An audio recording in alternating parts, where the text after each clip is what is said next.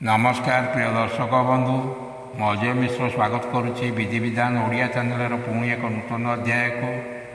दर्शक बंधु मु आज आपण को हनुमान जी एभली एक दिव्य चमत्कारी मंत्र विषय रे कहबी जो मंत्र को उच्चारण करने मात्रे यार प्रभाव देखा मिलता है। मंत्रर प्रभाव एभली प्रभावशाली जहाँ आपण को 10 दिगरू रक्षा करिता है।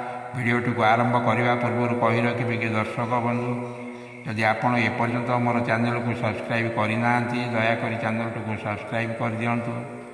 पाखे दिया बेल आइकन को क्लिक कर दिंतु। फल मैं अपलोड कर समस्त शिक्षणीय भिडियोर नोटिफिकेशन आपण सर्वप्रथमे पाइपर। भिडियोटी भल लगे लाइक शेयर कमेंट निश्चय करेंगे।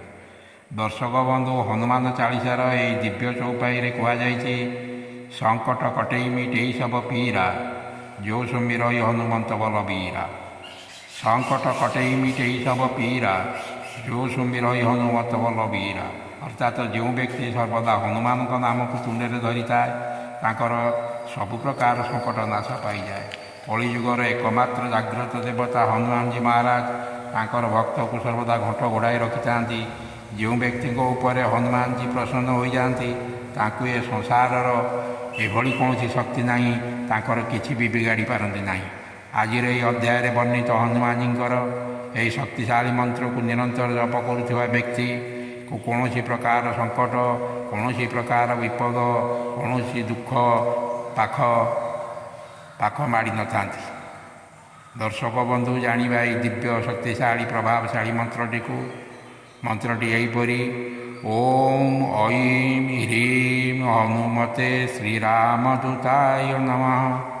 ओम ऐं ह्रीं हनुमते श्रीरामदूताय नमः।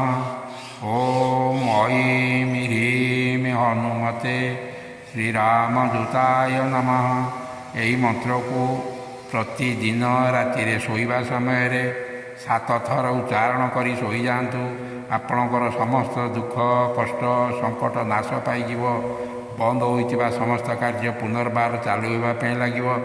जन्मकुंडली में समस्त ग्रहरिष्ट खंडन हो।